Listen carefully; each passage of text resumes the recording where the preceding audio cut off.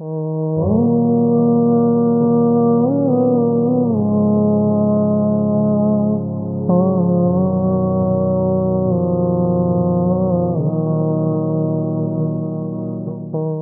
ہم آپ کو جس کتاب کا تعارف کروانے جا رہے ہیں، اس کی سب سے پہلی خصوصیت یہ ہے کہ یہ جامعۃ الرشید کے ڈپارٹمنٹ کلیت الشریعہ کے طالب علم انجینئر حافظ محمد حارث صاحب نے لکھی ہے، اور اس کتاب کو لکھنے والے یہ ہونہار طالب علم اس وقت تک الحمدللہ ملحدین کے خلاف 1000 گھنٹوں کی گفتگو کر چکے ہیں، پاکستان کی 25 سے زائد یونیورسٹیوں میں الحاد کے اوپر لیکچرز دے چکے ہیں، اور اس کے علاوہ تقریباً 100 کے قریب ملحدوں کو دائرہ اسلام میں داخل کر چکے ہیں۔ اور یہ کتاب جو آپ کو ہمارے سامنے نظر آ رہی ہے، یہ کتاب ان کی اس موضوع پر بہترین تصنیف ہے، اس اعتبار سے کہ ملحدین کے خلاف انگلش میں مواد مسلمانوں کی طرف سے بہت کم ہے، اور یہ انہوں نے انگلش میں یہ کتاب لکھی ہے۔ دوسری اس کی بڑی خصوصیت یہ ہے کہ اس میں ریفرنسز کا انہوں نے اہتمام کیا ہے، اور جتنے بھی باتیں انہوں نے کی ہیں وہ تمام کی تمام موجودہ جدید فلسفے اور اس کے علاوہ جو جدید دور میں قبول کیے جانے والے ریفرنسز ہیں، ان ریفرنسز کی بنیاد پر دیے ہیں۔ اور اس کی تیسری بڑی خصوصیت یہ ہے کہ خدا کا وجود اور خدا سے ریلیٹڈ جو مسئلے ہیں ان تمام کو بڑی ڈیٹیل میں اس میں ڈسکس کر دیا گیا ہے۔ اب ہم آتے ہیں اس کتاب کی طرف۔ یہ جو کتاب آپ کو ہمارے سامنے نظر آ رہی ہے، یہ کتاب اصل میں جواب ہے ایرانی کینیڈین ملحد ارمین نوابی کی۔ ارمین نوابی نے خدا کے وجود کے خلاف ایک کتاب لکھی تھی، جس کتاب کا نام آپ کو یہاں پہ لکھا ہوا نظر آ رہا ہے، why there is know God. یہ کتاب انہوں نے لکھی، یہ کتاب پڑھی جاتی ہے، ملحدین اس کو بڑے دعوے کے ساتھ پیش کرتے ہیں کہ خدا موجود نہیں ہے، اور ارمین نوابی نے اس میں ثابت کر دیا ہے کہ خدا کے عدم وجود کی جتنی دلیلیں ہیں۔ لیکن الحمدللہ اس کتاب میں ارمین نوابی کے جو 250 دلائل تھے ان تمام کا جواب دے دیا گیا، اور یہ ثابت کیا گیا کہ یہ سب مغالطے ہیں، جھوٹ ہیں، اور جدید عقل اور جدید فلسفہ ان دلائل کو، ان ثبوتوں کو قبول نہیں کرتا، اور یہ تمام کے تمام جو انہوں نے باتیں کی ہیں یہ ایک مفروضے، ایک ڈھکوسلے سے زیادہ حیثیت نہیں رکھتی ہیں۔ اب اس میں مثال کے طور پر آپ دیکھ سکتے ہیں کہ سب سے پہلے اس بات پر بحث کی گئی ہے کہ خدا کے وجود کو ثابت کرنا یا خدا کے عدم وجود کو ثابت کرنا، اس میں مدعی کون ہوگا اور مدعا علیہ کون ہوگا، کہ یعنی سب سے پہلے یہ کون ثابت کرے گا کہ یہ خدا وجود رکھتا ہے یا خدا وجود نہیں رکھتا ہے۔ تو اس میں سب سے پہلے اس پر بحث کی گئی ہے، اور یہ ثابت کیا گیا ہے کہ اصل جو صورتحال ہے دنیا میں وہ یہ ہے کہ خدا موجود ہے، اور دنیا کے سارے مذاہب، دنیا کی اکثریت اور تمام عقل مند لوگ اس پر متفق ہیں کہ خدا موجود ہے۔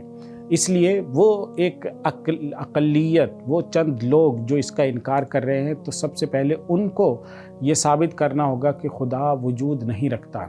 ہمارے ہاں عمومی طور پہ ملحدین کا رویہ یا اس طرح کے شک اور شبہ میں مبتلا لوگوں کا اور سیکولرز کا جو نقطہ نظر ہوتا ہے وہ یہ ہے کہ وہ آرام سے بیٹھ کر سوال پہ سوال کرتے جائیں گے، اور اللہ پہ یقین رکھنے والے، مذہب کو ماننے والے ان کے سوالوں کے جواب دیتے چلے جائیں گے۔ حالانکہ یہ صورتحال اور یہ سچویشن بالکل اس کے برعکس ہونی چاہیے۔ وہ یہ ہونی چاہیے کہ اللہ کے اوپر یقین رکھنے والے وہ سوال کریں گے، اور جو الحاد کا دعویٰ کرنے والے چند ایک لوگ ہیں وہ ان دلائل کا جواب دیں گے۔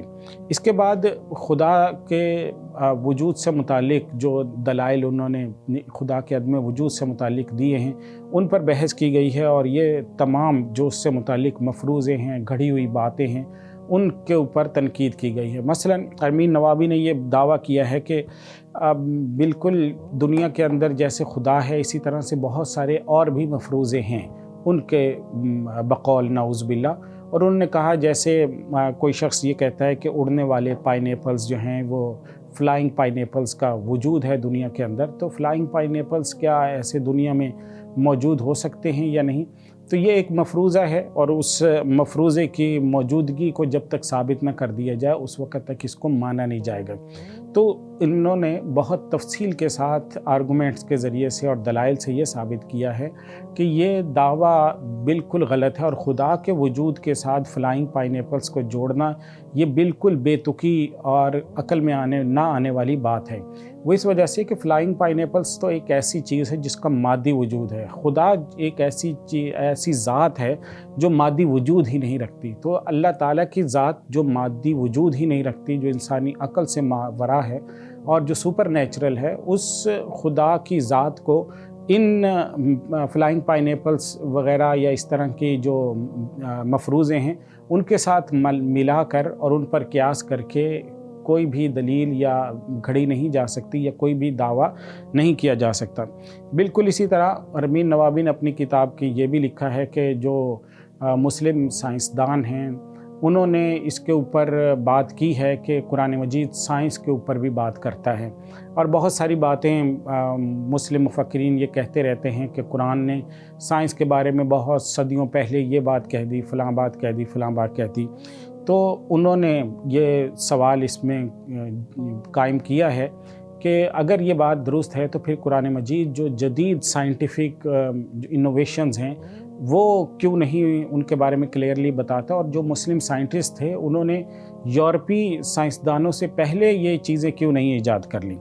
تو اس سوال کے، اس مفروضے کے غلط ہونے میں تو کوئی شک ہی نہیں ہے، اور یہ واضح طور پہ لکھا گیا کہ قرآن مجید ایز سچ کوئی سائنس کی کتاب ہے ہی نہیں۔ قرآن مجید تو کیا مقصد تو لوگوں کی اصلاح کرنا ہے، تربیت کرنا ہے، ان کو اچھا انسان بنانا ہے، ان کو دنیا کی زندگی بہتر اللہ کے حکموں کے اوپر گزارنے کی تعلیم دینا ہے۔ اس کا مقصد کوئی سائنٹیفک انوویشنز وغیرہ نہیں ہے، اور اس کے اوپر بہت سی علماء کی جو سٹینڈنگ ہے بڑی واضح ہے۔ اسی طرح یہ سوال اس میں اٹھایا گیا کہ مذہب جو ہے وہ تشدد کی حمایت کرتا ہے، یہ دعویٰ انہوں نے کیا اپنی کتاب میں۔ تو انہوں نے بڑی تفصیل کے ساتھ، آپ ہماری اسکرین کے اوپر بھی دیکھ سکیں گے کہ بڑی تفصیل کے ساتھ فیکٹس اور فگرز کی روشنی میں یہ بات لکھی گئی کہ جو ملحدین ہیں انہوں نے اس کے دنیا میں جتنا فساد پھیلایا ہے، مذہب کو ماننے والوں کے ہاتھوں اس کا عشر اشیر بھی لوگ قتل نہیں ہوئے ہیں۔ تو یہ بتایا گیا کہ جوزف اسٹالن نے، اسی طرح سے ہٹلر نے، اور اسی طرح سے جو ماؤ زے تونگ اور اس طرح کے دوسرے لوگوں کے ان لوگوں نے جتنے لوگوں کو قتل کیا ہے، مثلا جوزف اسٹالن نے 20 ملین لوگوں کو، اور تونگ کے ہاتھوں 45 ملین لوگ، اور ہٹلر کے ہاتھوں 70 ملین لوگ مارے گئے۔ یہ سب جو تھے ایتھیسٹ تھے، یہ خدا کے اوپر بلیو نہیں کرتے تھے، اللہ کو اور اللہ کے وجود کو تسلیم نہیں کرتے تھے۔ تو بہرحال یہ تفصیلی ڈیٹا کے ساتھ اور اس کے ریفرنسز باقاعدہ دے کر یہ بتایا گیا کہ جو ملحدین کے دعوے ہیں وہ بالکل غلط ہیں۔ آگے چل کے یہ دعویٰ بھی کیا گیا کہ اسلام غلامی کی حوصلہ افزائی کرتا ہے، تو تفصیل سے بتایا گیا کہ اسلام تو نے اس دور میں غلامی کی حوصلہ شکنی کی تھی جب پوری دنیا میں غلامی چل رہی تھی، اور اسلام نے اس وقت یہ کہا تھا کہ تم غلاموں کو آزاد کرو، اور غلاموں کو آزاد کرنا، ان کی گردنوں کو چھڑانا، یہ اس کو بہت بڑی نیکی قرار دے دیا گیا اور عبادات کا حصہ بنا دیا گیا کہ آپ کفارے کے طور کے اوپر غلاموں کو آزاد کرتے چلے جائیں۔ اور اس کے برعکس یہ صورتحال ہے کہ جو جدید غلامی ہے وہ کئی شکلوں میں موجود ہے، اور اس کی تقریباً 7-8 کے قریب شکلیں انہوں نے لکھی ہیں، جو آپ اسکرین کے اوپر دیکھ سکتے ہیں کہ جدید دور میں مختلف شکلوں میں غلامی کس طرح سے پائی جاتی ہے۔ اور حقیقت بھی یہی ہے، جو کالونیز جب انہوں نے استعماریت کی ہے یورپی اقوام نے، تو اس دور میں بر اعظم افریقہ پورا غلام بنایا گیا۔ وہاں پہ جو غلاموں کی تجارت ان کالونیل پاورز نے کی ہے، وہ اس کا تصور نہیں کیا جا سکتا، جتنی بڑی تعداد میں انہوں نے غلاموں کی تجارت اور ٹریڈنگ پورے بر اعظم افریقہ اور ایشیا ان میں کی تھی۔ تو بہرحال یہ کتاب پڑھنے سے تعلق رکھتی ہے، اس کتاب کو آپ خریدیے، پڑھیے، اس کو پھیلائیے، اور جو ملحدین ہیں یا ایسے لوگ ہیں یا ایسے نوجوان جن کے ذہن میں کوئی شک اور شبہ پیدا ہونے والا ہے، ان کو گفٹ کیجیے اور ان کو फहमाइश कीजिए, उनको समझाने की कोशिश कीजिए कि अल्लाह से जो जुड़ जाता है अल्लाह ताला उसकी तमाम मुश्किलात आसान कर देता है। और दुनिया इसीलिए इम्तिहान है कि अल्लाह ताला मुख्तलिफ़ हालात में आज़माता रहता है। कुरान मजीद ने बड़ा वाज़ेह तौर पर ये कहा है। तो हमारे यहाँ पाकिस्तान में उमूमन जो मुल्हिदीन हैं, दो बड़े